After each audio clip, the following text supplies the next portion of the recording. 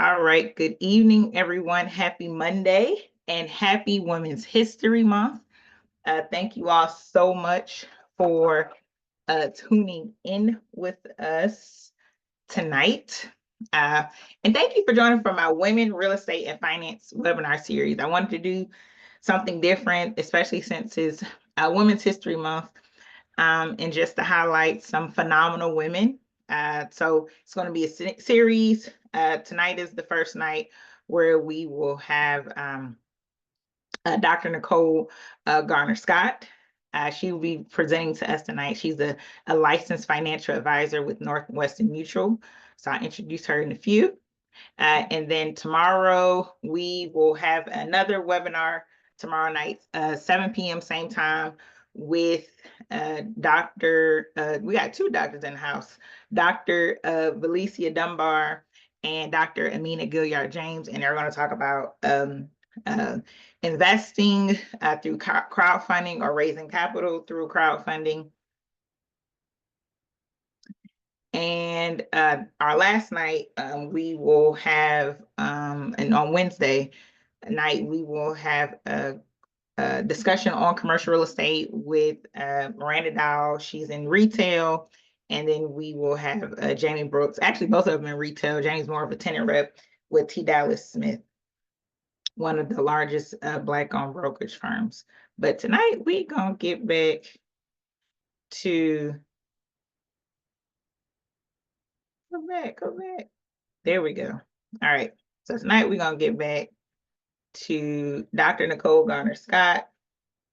Let me pull up her bio because she's amazing. All right. So Dr. Nicole Garner Scott, she's based out of Atlanta, Georgia, and she's a licensed financial advisor through Northwestern Mutual. And so she's definitely a powerhouse. We actually connected recently in person at an event in, I think it was it February? Either February or January. We connected in person. We've been following each other online through social media. She's definitely a powerhouse and just have a belief and a passion to really help women, with making our money grow. And one thing I love about her is that she's licensed, and the difference between a licensed financial advisor or wealth advisor, just someone who says they're fine, she had to go through a lot of testing. She's a member of FINRA. And FINRA, for those who don't know what FINRA is, it stands for the Financial Industry Regulatory Authority. Okay. And so that is a big deal. She had to study a lot. She had to go through a lot of tests. And just for her to take the time out of her busy schedule to speak with us, I'm truly grateful for that. And she's going to be giving you a lot of great nuggets. She's also a wife and a mom, again, based out of Atlanta, Georgia. And I'm going to pass the baton over to her so that way she can share. So let me have it so she can share her screen. And so how the overview will work, she's going to present, and then we will leave time for, there we go. That's what I was looking for. Lead time for Q&A. And there we go. All right, let's stop share. Okay, there you are. Are you I make you the host? Yes, let me see if I can share. Yep, I'm all set. You can share your screen now? Yep. Can you see my screen at your end? Yes, I can see it. Okay. Okay, perfect. Thank you, Devon. Yes, we had the beautiful opportunity, just like she said, of meeting in person in an amazing atmosphere that just brought together a lot of positive women. And I absolutely love that she wanted to continue and is always continuing that energy in her own group. Just when you get a chance to meet her in person, if you haven't, or if you already have, you know that she's just very passionate about not only taking herself further, but everyone around her. So it is quite an honor to be with you guys today, celebrating Women's History Month and celebrating women in wealth. A conversation we cannot have enough of. So I want everybody, if you can, I want you to think of this as interactive. I know that we are in a digital space. I know that we're getting ready to talk about money, which has some people cut cameras off. But if we can think of this as a safe space, if we can think of this as you came to get everything that you can out of this, you came to ask all the questions that are on your heart that might be the question on someone else's heart. And you really came to see some level of the needle being moved in your life. That level of intentionality will just push this a lot further in so many different ways.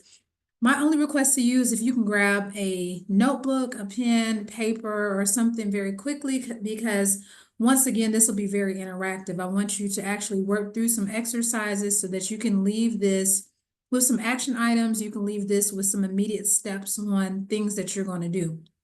So, the name of my session is Mastering Financial Strategy as a part of the entire Women, Wealth, and Real Estate panel that Devon is putting on. So, welcome everyone. I'm glad to see. I'm from Atlanta too. So my office is I'm in Buckhead. I have a second office in Alpharetta. And I also have an office in Miami too, but we work on a national level. So I have clients all over the US serving as a financial advisor and a wealth manager, and really passionate about helping women just plan for the now and the future simultaneously. So I always tell people that your 55, 65, 75-year-old version of yourself is going to thank me even more than the current version of yourself, because we are making sure she's very well taken care of as well. So I'll jump on in. I wanted to really kick off with saying everybody deserves the opportunity to build wealth. And I think through um, just depending upon what messages were given to you in your youth, what messages you're digesting on social media, anything that's happened with you in your journey to, or how you might positively or what or negatively look at wealth. There's a lot of different reasons why some people somewhat self-sabotage themselves in that growth period. Like they're telling themselves they can only but get to this level. This is probably the magnitude of what there would be. And when we really think about it, the numbers are the numbers, and the way that you keep showing up to events such as this, to workshops, to learning opportunities for growth levels, you will continue to broaden the surface of how you will achieve wealth in so many different ways, not just financially, spiritually, mentally, and so many other ways that continue to push the needle forward for your bloodline and for what it is that you're accomplishing during this time. So I want to start off with just a quick icebreaker, if you guys can, in the chat. If you could type a word that describes how you feel about your finances right now, at this moment, what are you feeling? What's coming up for you? What is top of mind? You could just drop that in the chat and just let me know. And I truly appreciate all the transparency. That just makes this go so much better. I'm seeing abundant and consistent, improved growth, in progress. Love it. Thankful, stagnant. Excellent. So we're seeing things all across the board. The more honest you are with yourself, the more honest that movement continues to build everything along.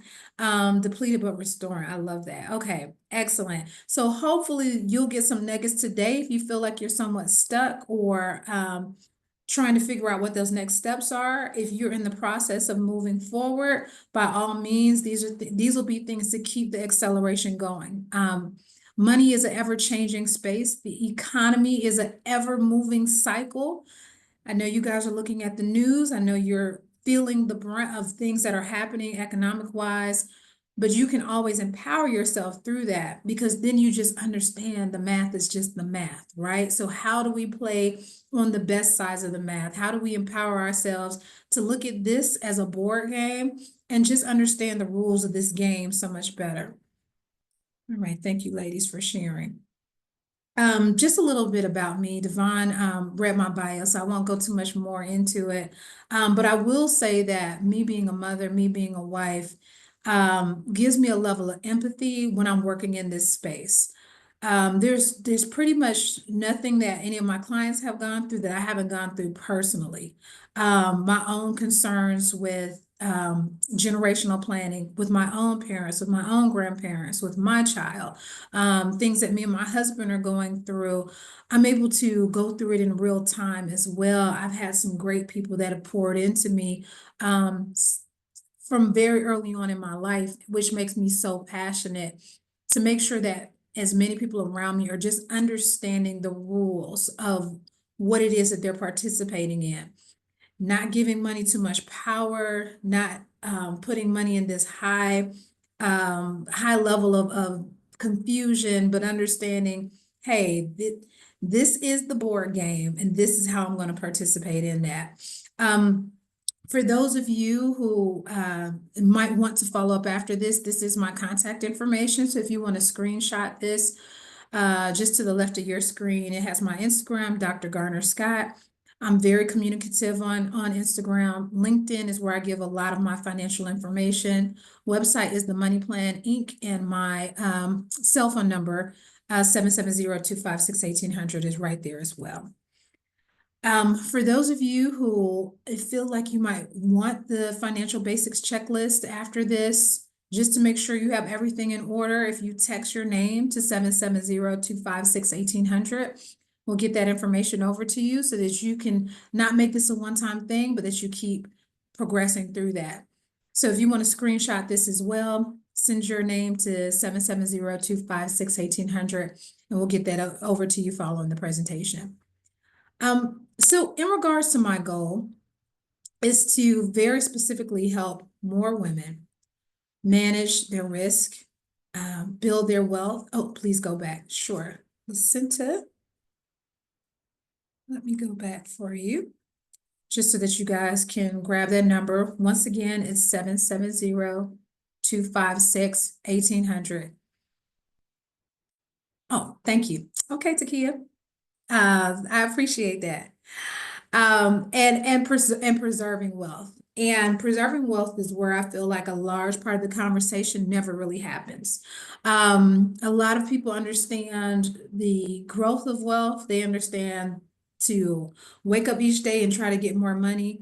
But a lot of that money is going away and is being eroded by either things that can be controlled or things that are not within their control, but there is not a lot of awareness around those pieces. So we're going to take some time and go through that today as well.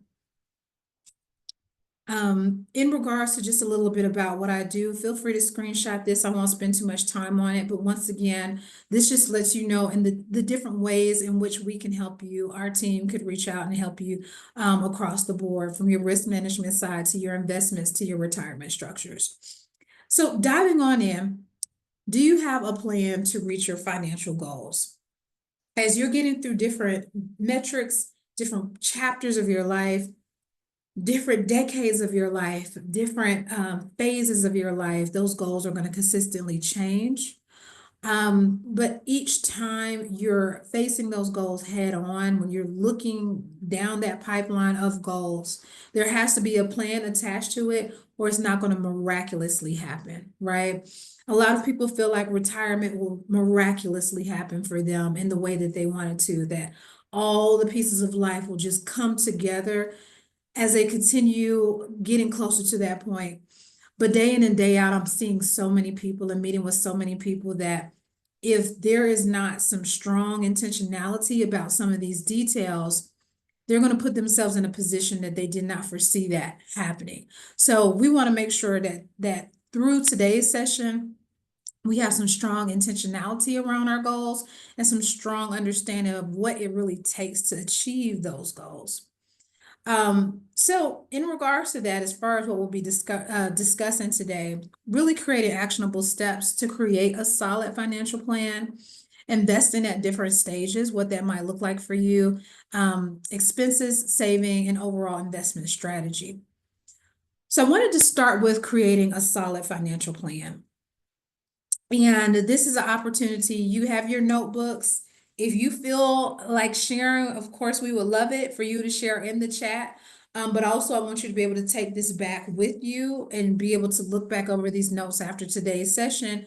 But where is my money going and why? And these are a few questions. We're going to just take the next 3 to 4 minutes. And I want you to jot down the first thing that comes to your mind. I don't want you to overthink it. At this point for this activity, this is high level, and then you're gonna go back and get really deep into it with whoever you co-plan with. Okay, so question number one, assess your expenses by category. So just very quickly, what are your monthly expenses? What does that come up to? You can give an overall number. You can say food and travel is this much, living costs are this much, money for my kids is this much. Take the next 60 seconds and just have a good understanding of what are your key expenses. Wish I had a little music to mine, but but we'll keep this moving with that. As after you start to think about those expenses, those different categories, etc., I want you to assess your areas of income. So that might just be the W-2 job, might be W-2, and you have side income from gig economy, from real estate, from hotel investment, from alternatives, whatever that might be. But what are the all the different areas of income?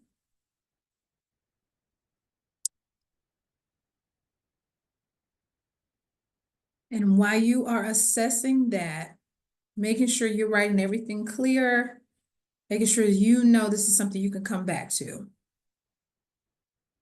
Following that, I want you to take a moment and think very high level.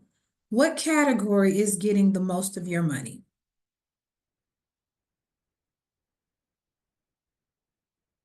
And I would love if some of you can add that into the chat. What category is getting the most of your money? I'm going to be honest with you guys. When I'm doing cash flow analysis with our clients, it's usually Uber Eats, Amazon, Instacart, going out to eat across the board. And it's usually double the amount that anyone ever thinks of. Okay, excellent. We're seeing food, mortgage and real estate investments, living expenses. Perfect. What will be good is for you to notate is the category that's getting most of your money, the category that's going to move the needle for you the most.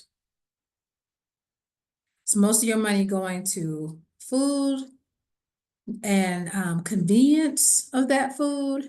Is most of your money going to the things that you know are setting you up for your ultimate goals and where you want to go?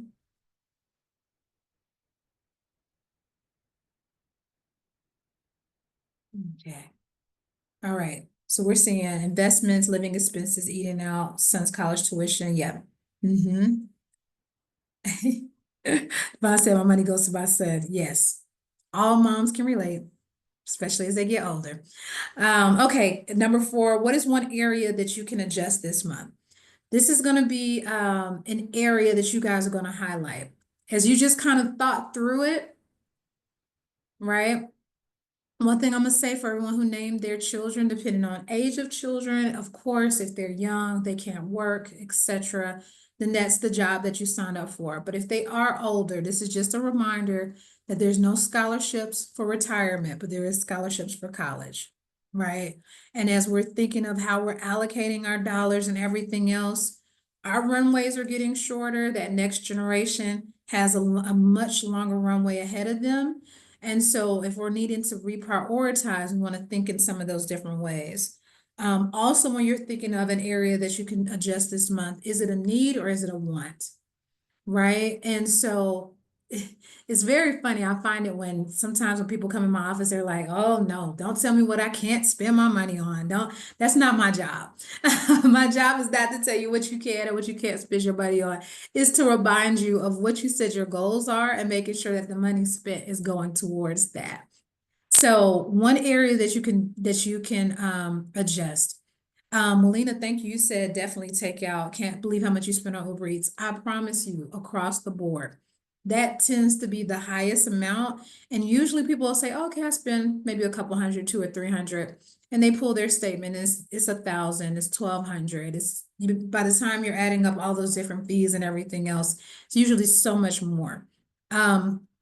So sometimes it just really starts with that awareness. Okay, and then number 5, tracking your metrics. That's going to be a part of your homework assignment. So on the paper that you have, you're going to write a little column that says homework, and I want you to write tracking your metrics. Many of you are probably at a stage in a space where you might have an accountant that you're working with, a CPA, you might have a financial team. Some of you are in a space where you might be doing a lot of these things yourself. What I notice across the board is everyone gets far removed from this every so often, right? Like they either start being like, well, that's what I hire people for. But if you're still not understanding your behavior and habits, they're just reporting to you, but there's no movement or change happening and no self-awareness. If you're doing this yourself, people get real tired of seeing the numbers sometimes and they move away from this. So this is your reminder to get back into alignment with your numbers and understanding your spending habits. Joyce said, buy now, pay later. My mentor said no more. Yes, yes, mentor. Um, I don't know the age of everybody on here, but I always say that those like Klarna and some of the other things are what when we were growing up, that was what was called layaway. They just rebranded it and marketed it a lot better. But as you guys know, depending if you were born around that time, most people who put things on layaway never could afford to get that back out. It was never in the budget to begin with. So usually that buy now, pay later is what we call financial manipulation. So just being aware of those things become very important. All right, 5 key actions to creating financial security. I feel like a lot of people have number 1 and number 2 down pat. How much you save and somewhat of an understanding of how much you spend, if not a very good understanding of how much you spend. What we have to work on is the growth, right? So as hard as you're working, as much as you're going to work, handling business, handling projects, whatever that might be, your dollars need to be working just as hard for you. And when your dollars are just sitting, what we call under the mattress money and savings accounts, there's no growth attached to those dollars are being very lazy. They have no leverage. They're not doing anything for you. And over time, they're going to start to just erode or slip away just due to pure taxation and inflation alone, right? Like even if you had 50,000 in the bank account right now and you didn't touch it at all, in 5 years, it's not going to be worth 50,000, right? You guys are experiencing very large jumps in inflation in real time.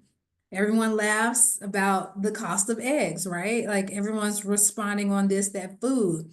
The reason food is so high up in your expenses because of inflation. So when you have money that's just sitting there and it's not doing anything, it's going to naturally erode just because of the economy that you're participating in. Another area I don't see enough focus on is protection. How are you protecting this wealth? If there was a major life event, a health event, anything of that nature, something that happened to your building, something that happened to one of your properties that you're investing in, etc. What is your protection around that? When you really start to understand wealth and how wealth is protected over time, that's how it's kept over time. And then lastly, give.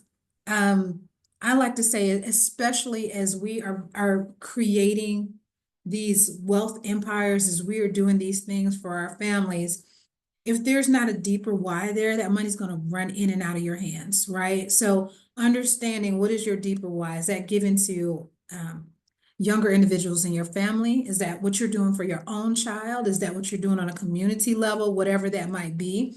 But mentally, if money is the ultimate goal, money will leave you, right? If there is a higher goal than that, then you will keep money in its place. You will understand its role in this entire system, and then you'll continue to treat it and act accordingly in that realm.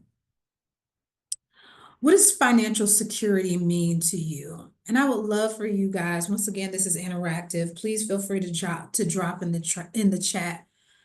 For you to feel financially secure right now, at this time in your life, what would that look like? What would that mean to you? What is a word that pops up to you in regards to that? And I would love to see how you guys are feeling around that.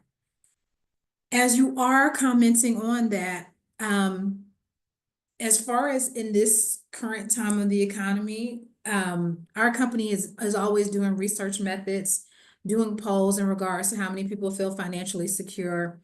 7 out of 10 people don't feel financially secure. They feel like whatever it is that they're working on or building needs improvement.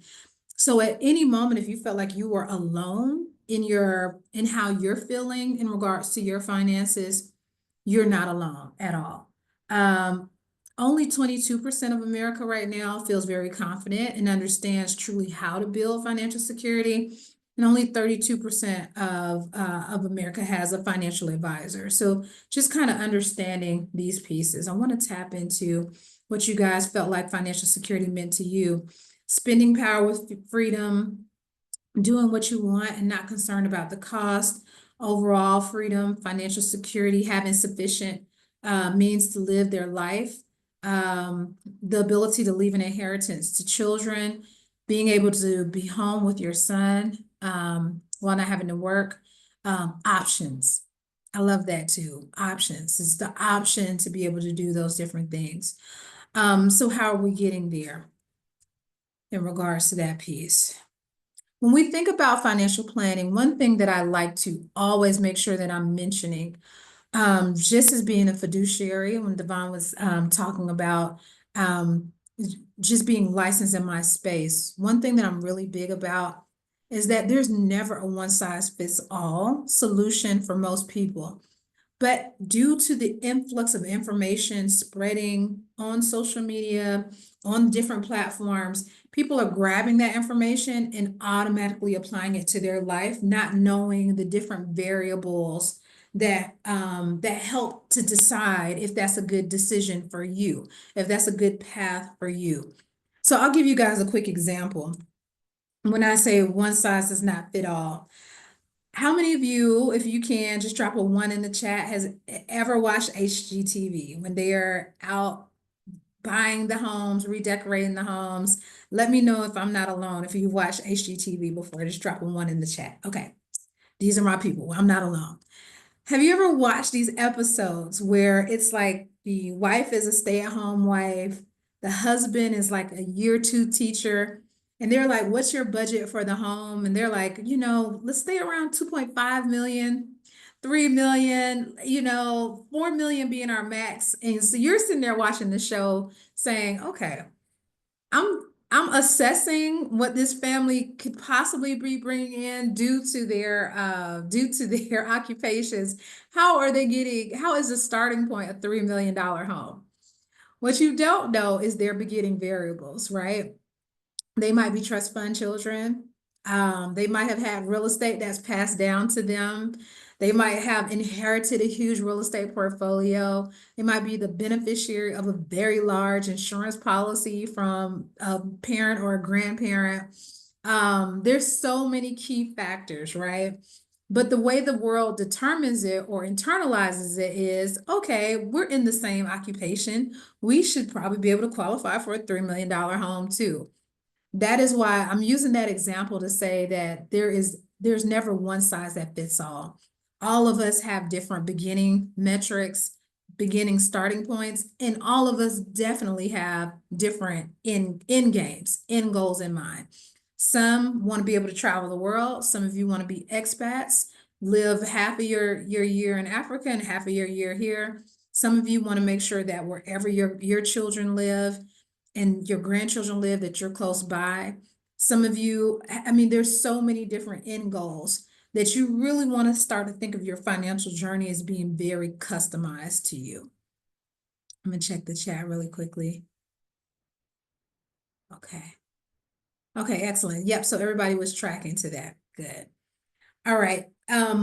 Okay, so you have your papers out. I want you to write short term. I want you to write midterm, and I want you to write long term. And we're going to take the next minute to minute and a half. And in short term, I want you to write what's coming up for you financial goal wise in the next 1 to 5 years. Is that purchasing a home? Is that getting deeper into your investment strategy? Is that paying for a child to go to college? Is that purchasing a new car? Is that getting married? Is that getting divorced? Is that there's so many different things there? Is that having a child? What's coming up in the next 1 to 5 years for you? And I want you to write that down, no more than 2, so that you can really hone in on this exercise. Next, we want to start thinking about the next 5 to 10 years. What's coming up then? Are we approaching retirement? Are we getting ready to start peeling back from the level of work that we're producing at this time? Do we have an adult child that might be having a child in the next few years? Are we thinking about purchasing a vacation home in the future? Do we already know in the next maybe 5 or 6 years there's going to be a new vehicle needed? What are some of those things that are coming up for you in the next 5 to 10 years? I'm seeing Airbnb property, investment property. I love it.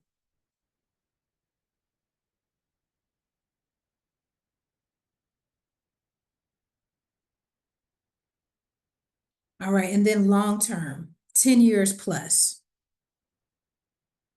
What's coming up? What do you feel like will be on the pipeline then? Might you have a parent that you might need to plan to be a caretaker on or assisting with?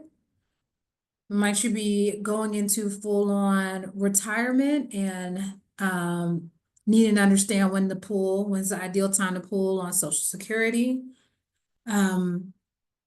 Might you say, you know what, I'm done with America and I'm moving to, I'm moving across the pond or whatever that might be? What's coming up in the next 10 years? Might you be at a space where you're going to start transitioning some of your real estate generationally? You have the next generation starting to get more involved in the real estate strategies that you're putting together. What does that look like over that time? And you understanding where these goals fall as far as short-term, mid-term, and long-term is going to be very important as we go into this next exercise. Before we dive into those different brackets of dollars, ideally, this is kind of rule of thumb of how you want to break your dollars down. Some of you are what we call very high on the liquidity needs side because you are building out your real estate portfolio. So you might adjust this scale some, but something should be hitting all of these buckets at the same time. There needs to be a bucket for saving and investing, what's going into that. For some of you, that might include your 401ks, that might include your IRAs, your Roths, if you're a business owner, your SEPs. 20% going into discretionary expenses. Because many of you established your expenses before a lot of this inflation went up and you're kind of already tied into that, you becoming very aware of that because there's going to become a point in time to your financial plan where some things that you might have been doing pre-pandemic, inflation jump are not going to be sustainable if you keep it that area. So having awareness around that, and then about 60% to essential expenses. Ideally, when you start thinking about your financial plan, every year you should be increasing in these different buckets. If you have been putting the same $200 to your savings account for the last 5 years, it's not moving the needle, right? Like there should be growth happening year in and year out over time. In regards to when we start thinking about, and this is just one sector of your financial planning, there's ways to really start to talk through when you're thinking through alternatives, non-traditional, etc. So I want you to look at this as one bucket of it, of how when you had those financial goals, where you're placing those dollars, how they're being taxed, how you're looking at it. So ideally, when we're thinking about dollars we're going to need in the next year to 2 years, that's where you keep those dollars somewhat liquid, right? So if you know in the next 6 months, you're going to be making a house purchase, that's not dollars that you lock up. Those are dollars that you have some level of liquidity to. And in regards to that, that might be a high yield savings account, that might be money market, definitely having your emergency fund fully funded, those different pieces. Once you kind of get past having that emergency fund fully funded, then you can start to get into some of those growth periods. And we're thinking of in midterm, you won't need to touch these dollars for 2+ years. That's where your investments can take place. You might consider investment accounts, you might consider investment opportunities, etc. When we're thinking of long term, that's where you want to start to benefit from tax efficiency. When we're thinking through bringing in a lot of money, Uncle Sam is also thinking, yes, this sounds great. Keep bringing it in.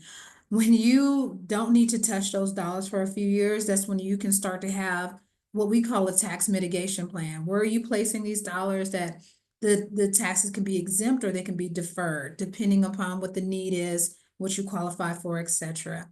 And when we're thinking of retirement, given if you're in the W-2 side of things, having an understanding of your 401k, how is that arranged for you? What does that look like? Did you do a split between the Roth and traditional? Is it all sitting in a traditional 401k? There's so many people that don't really understand their 401ks and are throwing money to it, but they're not optimizing it. So sitting down with the team and understanding how to do that.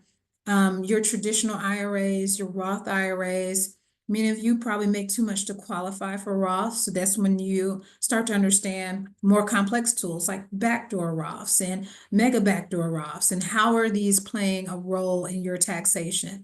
So having a mix of tax deferred, taxable accounts, understanding what that means.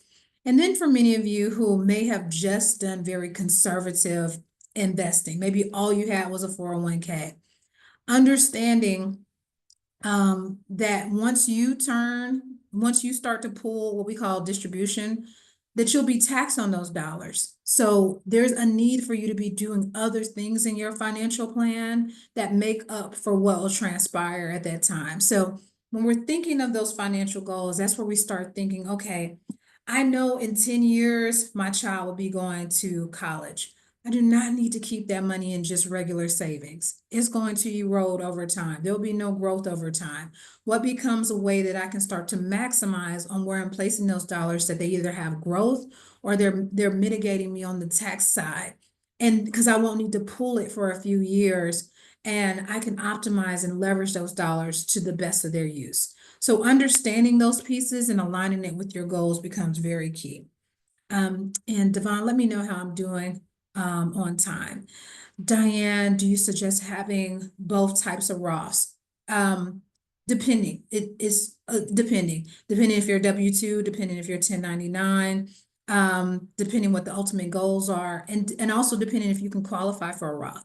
Because some people, once again, make too much to qualify for that Roth. So there's variables to that. But I will say a lot of people have both. It usually makes sense for both in that realm, but there's some nuances I would love to explore with that person just to make sure. Sounds like I'm saying there's more than 2 types of Roth. Yes. So there are Roths for specific to business owners. I'm sorry, there are IRAs that are specific to business owners. There's only one type of Roth in regards to that piece. With your 401k, there's a Roth, there's usually for a lot of companies that they offer a Roth split to your 401k. So that might be where you were saying it sounds like I have two different types. But there are more than 2 different types of IRAs. When you're a business owner, what we do for a lot of our clients is open up what's called SEP IRAs. This usually helps them mitigate very large taxable instances and things of that nature. So Diane, I hope I answered your question in regards to that. And I'm looking to see. Okay, so this is you guys just helping each other out, which I love. Continue to keep doing that in real time. Strategies for creating your financial plan. Would love for you to screenshot this so you can just go back and whoever you plan with, if you co-plan with a spouse, if you co-plan with a child or with a parent, whoever affects your financial planning or is a part of someone that you want to consider in the financial plan, did we hit all these buckets in our household? Have we protected against the unexpected risks? Did we mitigate for that? Did we save and invest for future goals? Did we preserve what you're working so hard to achieve? Did we hit these 3 buckets? And if not, this needs to be top priority for you. Going through this very quickly, when we're thinking of risk, if any of these things are to happen, if you were to have a major accident or injury, if you were to get sick, if anyone was to pass away too early, what is in place for that? Do we have the proper insurances? Do we have the proper protocols? Do we have the proper systems and processes? Have we done our estate planning? A lot of those different pieces to make sure that the risk can be properly mitigated in that type of way. When we're thinking about passing down legacy, we also need to get really clear on what that means, right? I love, love, love that everyone is using the word generational wealth at this point, almost to the point that it's become a buzzword. But then when we're actually speaking to people, it takes a lot of strategy to really accomplish generational wealth, right? If you're building a massive real estate portfolio and you don't have a will or trust in place, all that real estate goes into probate should anything happen to you. If we are in a space where we didn't think about what medical expenses we might have when we become seniors, a lot of that wealth that you have built up gets eroded immediately in a lot of those medical expenses. So a lot of different things you have to think through to pass down generational wealth. It's a little bit more than just wanting to, it's the how. So when we're thinking about passing down legacy, is there a mortgage to pay? Do you want to help your children with college costs? Would you want to cover a cost of a child's wedding? Is that something that you want to make sure is in it? Do you expect to support family members in the future? Might you have to take care of your mother or your father, or an aunt or an uncle or things of that nature? Getting very clear on what is the legacy that you want to leave to your family. And the clearer that you are on it, the clearer that you understand what actually really needs to happen. Investing at different stages, and I'll go through this part pretty quickly because I'm quite sure Devon talks about this with you guys so much overall. Wealth accumulation. So making the most of your money by making investment decisions that are right for you. So when we say right for you, when you kind of sit down with a financial advisor, we're starting with having a good understanding of what your risk tolerance is. Can you stomach the true ups and downs of certain investments? Or would you rather, be very conservative and the needle moves a little bit at a time? But you need to have some understanding of what your risk tolerance is so that you are getting into the proper things that match what it is you're trying to accomplish. And you have a realistic understanding of that, right? And I'd love at the end for Devon to talk more in regards to our overall investment strategy too. But the better you understand your risk tolerance and also the better you understand what's going to come of these investments and what's required for them to show up in the way that you want them to, the better decisions that you make and the better you can see that plan stand all the way through. So I'm quite sure if I was to ask everybody, when would you like to retire? Everybody will put in the chat today, now, at this moment, no later than tomorrow. But we're only putting $100 a month towards our future selves, right? So one part doesn't match the other, if you get what I'm saying. Like there's no way you're going to retire early and you're not doing anything to contribute to that retirement. There's no way you're going to have the 1.5 million in your investable assets and you're putting $50 a month away to a vehicle. So it's like when you're going through a wealth accumulation understanding, it's also getting a good understanding of what really needs to happen to hit the metric that we envision for ourselves as far as generational wealth planning. I think I've talked through this part quite extensively earlier, but this is excellent for you to screenshot if you need to, understanding different type of retirement pieces, how that can work for you. And this list goes so much longer if you're an entrepreneur, if you're on the entrepreneurial side. When we were talking through risk tolerance, key considerations: how much risk are you willing to take? How long will you invest before your money is needed? Are your investments in qualified or non-qualified assets? How will taxes impact your planning? How long will you be making withdrawals? So, understanding these pieces has you as a more enlightened investor overall. Different stages of investing. Very quickly, you have the accumulation. This is where you are massively adding and building wealth. You have the transition phase when you require funds for fulfilling some of your goals. And then you move into the distribution phase, pretty much after retirement or after you're kind of pulling back from being actively involved in your entrepreneurial ventures, when you use your accumulated wealth to live off of, which ideally should be the goal for many of us. How are we storing away enough that when we decide that we're no longer in those earning years, we can continue the runway and keep our lifestyles without having to take a hard decline. Investing through the years, young entry level, if there's anyone that is somewhat young, and I want to say young at heart too, this is your time to really understand that time is on your side, right? The compound interest, understanding different aspects, understanding your runway. I'm quite sure that there's not a person in retirement that is not like, man, if I would have just started earlier in some of those different phases. So understanding that, understanding for those of you who are in the thick of it, you have children in the house, you have children getting ready to go to college, you have parents you're taking care of at the same time. You're in the thick of it. You're in the thick of life. What's sustainable for you during that time? Because you don't want to get into things and prematurely have to get out. So when you're thinking through that, what are all the different parts of life and how can you work with someone to help bring that puzzle together for you? Midterm, I said it earlier, there's no scholarships for retirement, but there's plenty of scholarships for college. Understanding when you're getting to that midterm phase, that's when you don't necessarily want to reroute your dollars in the wrong direction. You need to strongly be thinking of, if I was to live to 90 to 95, how do I sustain life? What are the things I need to have in place that makes it so that I can just depend on me? Because this generation of kids and future generation of kids don't take care of their parents like previous generations used to, right? Previous generations, their retirement plan was, oh, my kids are going to take care of me. That's not this generation. Everyone's having children later. They are in the thick of things when many of our parents are getting older, etc. So you want to start tracking to those pieces. Pre-retirement, you want to make sure everything is buttoned up.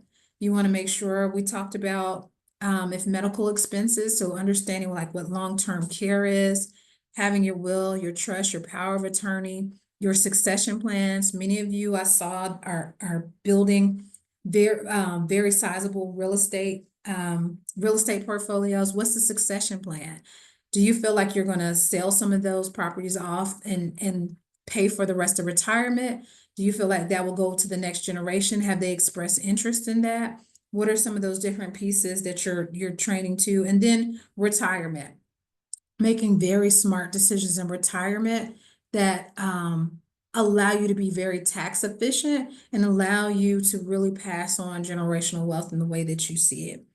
I know I have about 6 minutes left, so I'll continue going through this piece. We talked through just overall longevity, wealth preservation. How can you make sure your money lasts as long as you do? It's going to be very, very key. That's a big part of the value that we bring to our clients is, how do we make sure that if you have a beautifully long life, that you don't run out of money? And it takes a lot of skill set to make sure that that's in place in that type of way. I would be remiss if I didn't remind every time I'm in front of a group of women, I'm reminding everyone to make sure that you've done your proper estate planning, that there's a will in place, a trust when needed. If you're actively acquiring all these assets, to do all of that and then to leave it to your family just in concept, but not on paper, means you really left it to the state of Georgia or New Jersey, or I think I heard, so many places I heard people checking in from. And that means it's held up 2, 3 years before your family gets to benefit from it. And then it might have so much taxation on it. It's not even the gift that you thought you were giving them.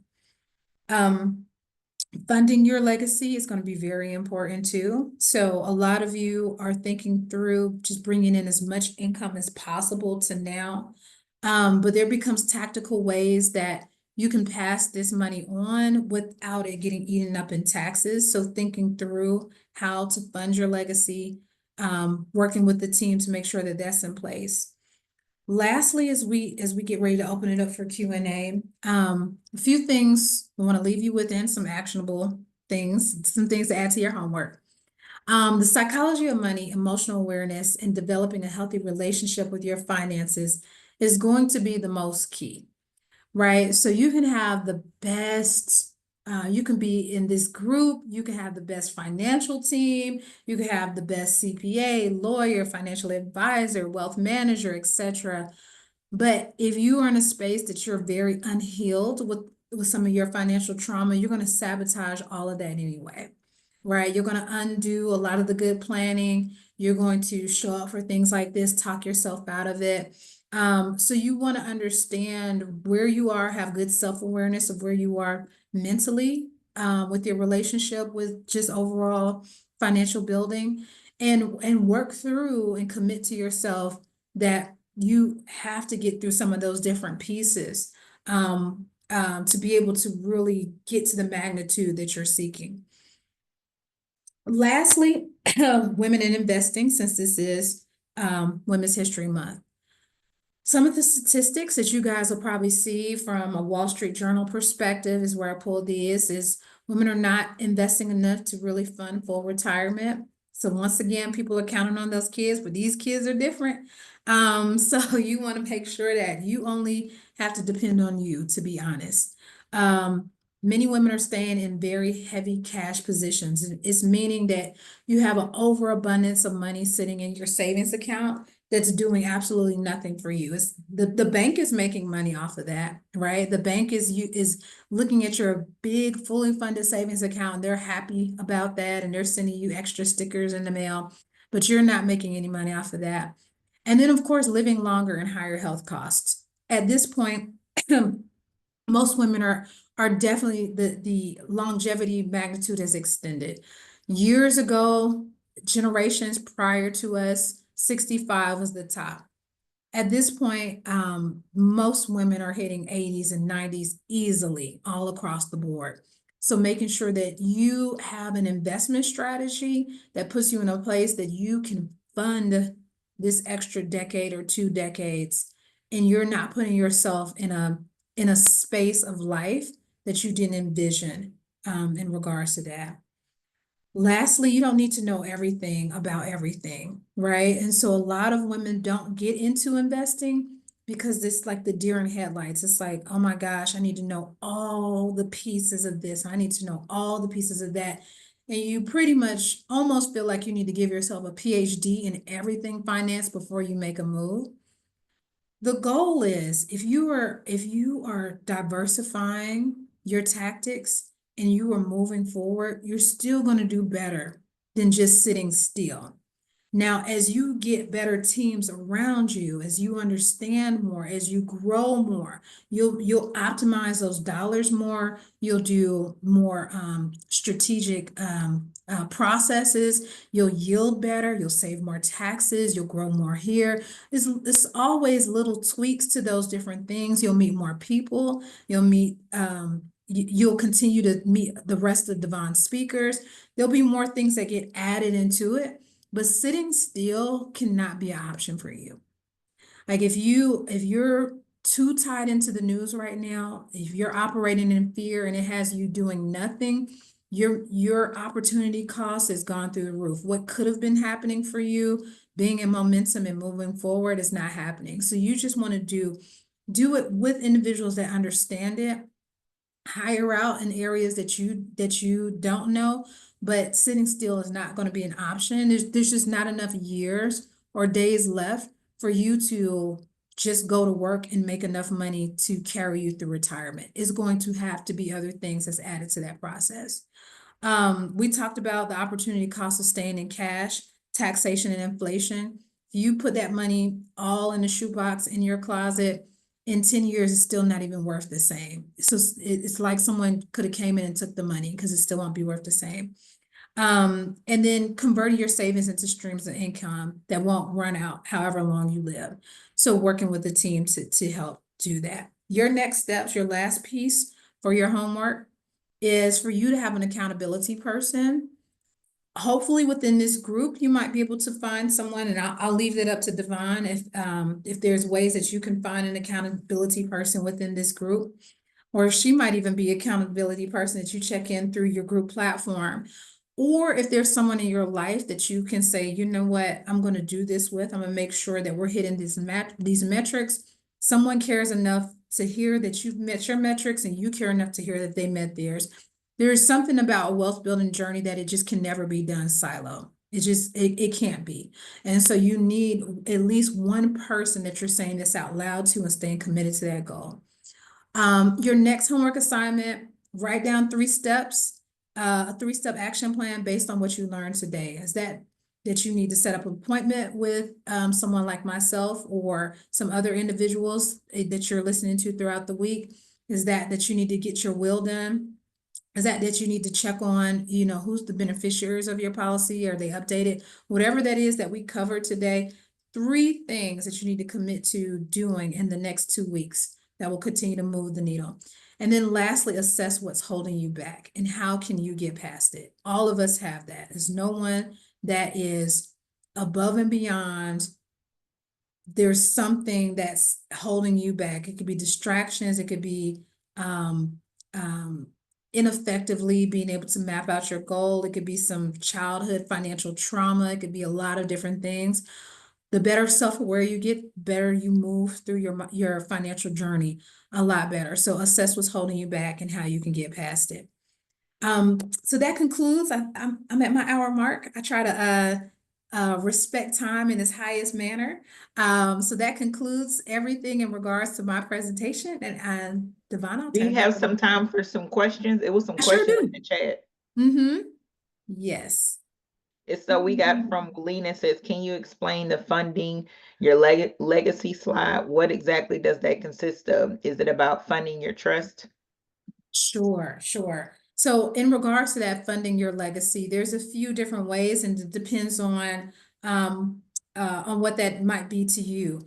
But in regards to generational wealth, it could start with like having the proper life insurance, making sure that that amount is there to do generational wealth transfer.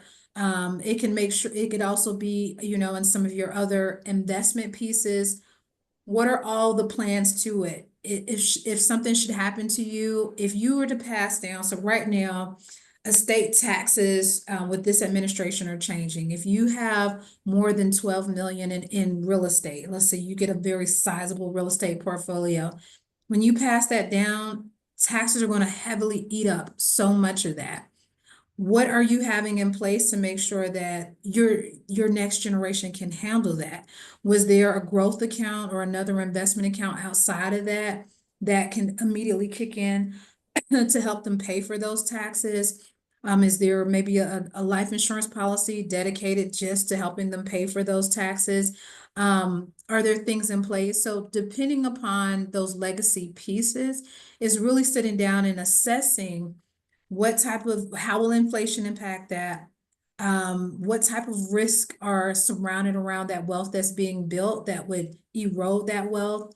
And what's the most tax efficient way to fund that so it passes down in the way that that you're envisioning that it'll pass down? Okay, wait a minute. And there was another question about, hold on, I saw it. It says, I think I see it Okay, from. it says, do you suggest having both types of Roths? Sounds like you're saying there are more than two types. Can you list them? Not sure if you answered it already. Sure. So once again, if you are in the W-2 space, it's going to be a Roth IRA. The only other option to that would be if your 401k offers a Roth split, participating in that. If you are in the business ownership space, there becomes additional IRAs that you can tap into, not necessarily Roths. There are what's called SEP IRAs. There's other types of IRAs that you can tap into that you get more optionality as on a business owner side. And if you have a real estate portfolio, you are a business owner. You for your own protection need to put that into an LLC or remove the liability off of you personally and have that from a business owner standpoint. And then you can tap into some of the other types of IRAs that are very beneficial for retirement and tax planning.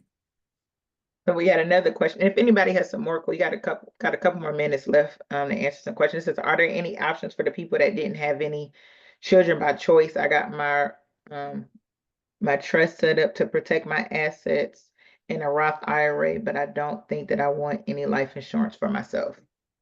Yes, yes. So one, if there's a philanthropic piece that you are concerned with, you can make sure that there are pieces. So when you think of life insurance, don't just think about it in regards to just immediate children.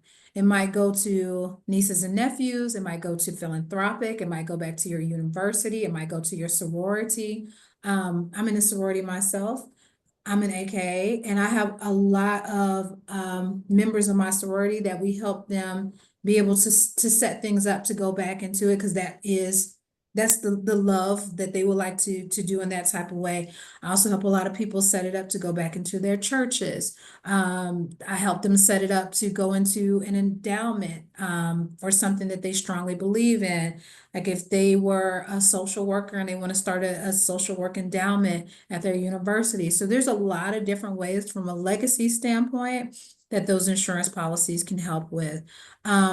Also too, depending on the types of insurance policies, life insurance policies, some of them could just protect the future you too, Quinn. I like Mighty Quinn. Some of those could protect the future you. There might be cash accumulation that you can pull out of that to help supplement you in retirement.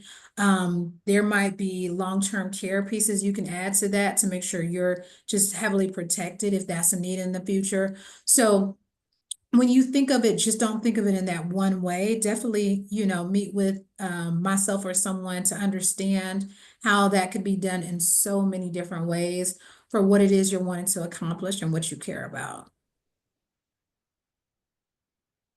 And Quinn, let me know if Mighty Quinn, let me know if they answered your question. There's another one. It says when to utilize a trust instead of a will. So what you want to think of is a will is a contractual document that says certain things will bequeath this person or certain things will go to certain individuals. A trust is the surrounding holder around that. So once you start having specifications to how you want these assets to be delved or delivered, then you need a more comprehensive document, and that's what the trust will do. So the trust might say, hey, you have 4 children, only one of the children you really trust, so you want to make sure that should anything happen to you, that child gets all of the money and they disseminate it to the other children. Or you might say in your trust that you want to wait should anything happen to you, that all children are 21 and they go to college before they receive this lump sum of money. So the details of what you want to happen happens in the trust. And also in regards to a trust, there are some tax implications, but that kind of depends where you are from a tax bracket side. If you're in a very high tax bracket, then that trust can be very beneficial to you of moving things into the estate. So there's a lot of estate planning attorneys that we work with that we're able to help connect you with and guide you through that process of it. So everybody needs a will. That's non-negotiable. a good amount of people, especially reading what you guys are doing and how you're investing in those things, your assets are going to be somewhat complex that you will need a trust. But you're going to have to consult with an estate planning attorney on types of trusts and those different things so you understand all the implications. Only things that can go in Tyra, only things that can go in a trust are things that you own. So, and once again, an estate planning attorney will talk through that. But when we're working with our clients and we're bringing estate planning attorneys in, that's always a piece of, you have to own it for it to go into the trust, for you to be able to have rules, regarding it. So another question, is it a good idea to invest in long-term care and disability insurance? What, can you repeat the question again, Devon? It says, is it a good idea to invest in long-term care and disability insurance? Yes. Yeah. If your surplus, what we say, if at the end of the month, your surplus can allow for that, that puts you in a space that you have fully protected yourself against things that are uncontrollable. So I think all of us have known somebody who's gone on disability. And so you want to think of it in two ways. If you're a W-2, you get disability from the job, but it only covers about 60% of your income. And when it does come to you, it gets taxed. So it covers more like 45 to 47% of your income. Most people cannot live off of half of their income for too long. After 2 to 3 months, they start burning through all their savings. They start having to pull out of investments, etc. So getting a supplement to that and having that supplemental disability covers you across the board and puts you in a space where you're never having to burn through all the things you spent years working on. From a entrepreneurial standpoint, disability becomes the glue for most individuals because at some point, if it's postpartum, if it's mental health, if it's carpal tunnel, it's so many things that disability covers. When you're working for yourself, then there's definitely no other ways that cash flow needs can be met when you're out of the workings of the business for too long. So that becomes a necessity for you on that realm too. So understanding those different pieces. Long-term care is very critical. And those are things you can work with someone like such as us or whoever you choose to have a better understanding of it. But it is usually, when we're thinking of generational wealth, medical expenses is what erodes most generational wealth for people. Think of 3 years, highest level medical expenses possible. That chunk of generational wealth that you had in place, that's usually where everyone's pulling from to pay that $10,000 a month or $12,000 a month for the nurse to be in the home with the person. If anyone on here has gone through any type of long-term care incident, it's like you were doing great. You were on track with everything, and that long-term care for a parent set you all the way back to ground zero. And so having that in place becomes a game changer. Also, too, gives you options. Many people think, okay, we'll just put a parent in Medicaid. If you ever experience Medicaid, you understand that means that your parent has to go to whatever beds are available. There's no choice with that.